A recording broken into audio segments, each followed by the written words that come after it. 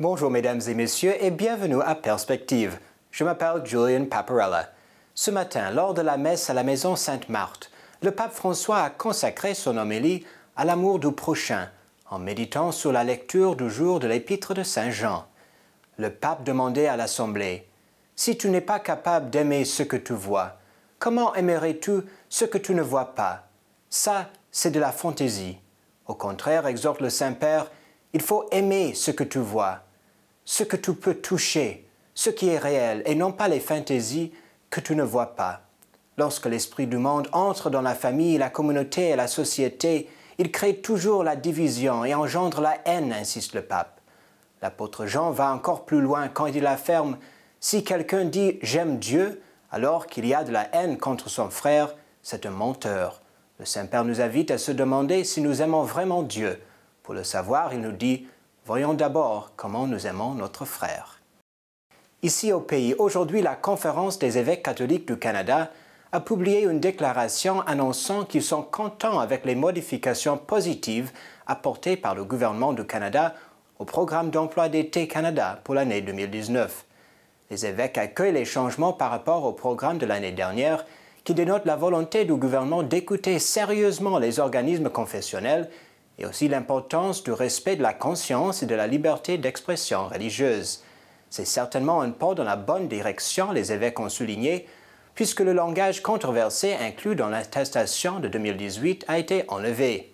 Cette amélioration importante permettra à bon nombre de groupes, agences et organismes qui professent des convictions religieuses et morales de demander des subventions fédérales sans compromettre leur intégrité et leurs valeurs.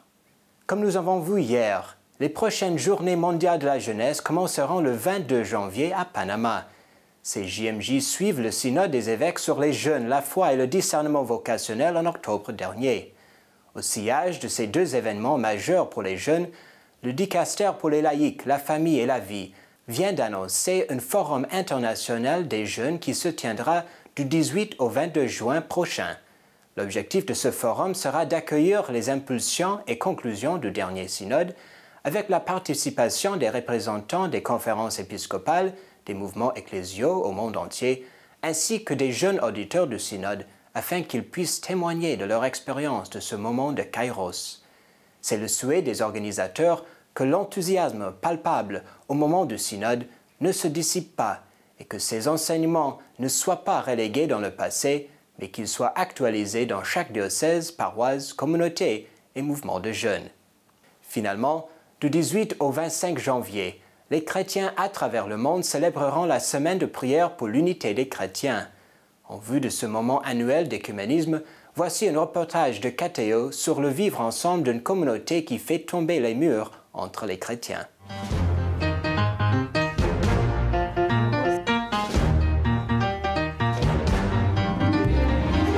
Leur point commun, une même foi chrétienne, mais des confessions différentes. Nicolas est protestant réformé, enfin de l'église protestante unie. Ulrich est évangélique, une église baptiste. Hugo est aussi d'une église baptiste. Et Ignacio, c'est un mélange savant qui est baptiste réformé ou réformé baptiste. Et moi, je suis catholique. Oui, tu peux faire douter parce que tu voulais douter et nous aussi douter, donc ça. Ces étudiants chrétiens partagent cette maison au quotidien. Ici, ils prennent leur repas, se détendent, prient, se forment ensemble et se découvrent. Une des principales raisons du choix de Thomas.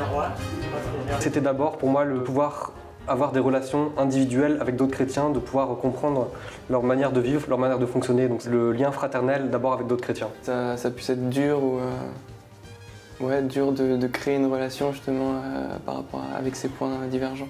Et cette vie commune lui a déjà permis de découvrir plusieurs choses. Justement, le fait de vivre ensemble, ça crée des liens humains d'abord et du coup ça permet d'aborder les questions théologiques et plus sereinement et dans la paix.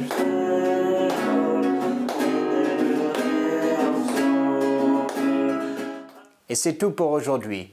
Merci de nous avoir suivis et je vous souhaite une bonne année 2019.